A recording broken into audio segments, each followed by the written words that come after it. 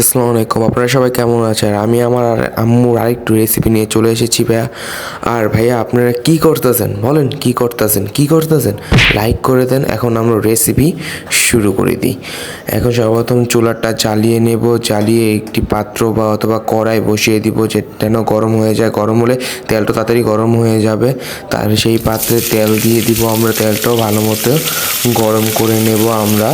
তারপর কাঁচামরিচ আর পেঁয়াজটা দিয়ে দিব যেন লালচা লালচা হয়ে যায়। পরে আমরা একটু ভেজে নেব। আপনারা চাইলে কাঁচা লঙ্কা বাটা বা শুকনো মরিচ বাটাও দিতে পারেন। এখন স্বাদ মতো লবণ দিয়ে দিবেন, দিয়ে ভালো মতো এটাকে নাড়াচাড়া দিয়ে মিক্স করে দিবেন। মিক্স করে দেওয়ার পরে একটু আপনারা স্বাদ মতো পানি দিয়ে দিবেন পরিমাণ মতো। তারপর আমরা কুচি কুচি করা আলুগুলো দিয়ে দিব।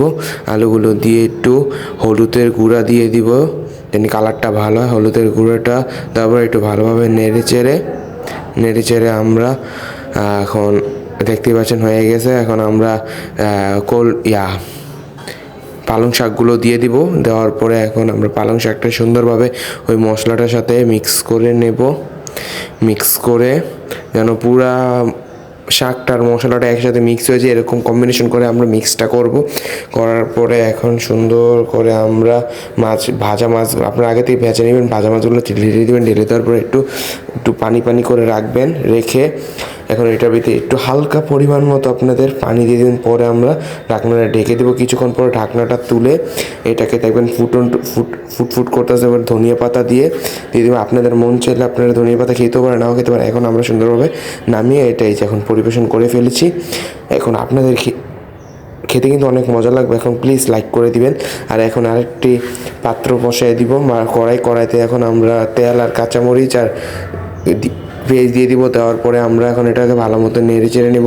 নেড়ে চেড়ে ফুলকপি আলু এগুলো দিয়ে দিব। এটা হচ্ছে ফুলকপি ভাজি রেসিপি। দিয়ে এখন আমরা স্বাদ মতো হলুদ দিয়ে দিব। হলুদ দেওয়ার পরে একটু লবণ দিয়ে দিব। লবণ দিয়ে সুন্দরভাবে মিক্স করে নেব। মিক্স করার পরে যেহেতু মিক্স হয়ে গেছে, এখন কাঁচামরিচ আর টমেটো দিয়ে দিব। দিয়ে আবার মিক্স করে নেব। মিক্স করার পরে ভালো মতো ধনিয়া পাতা দেবো গ্রানের জন্য। এবারে এরকম মিক্স করে নেব।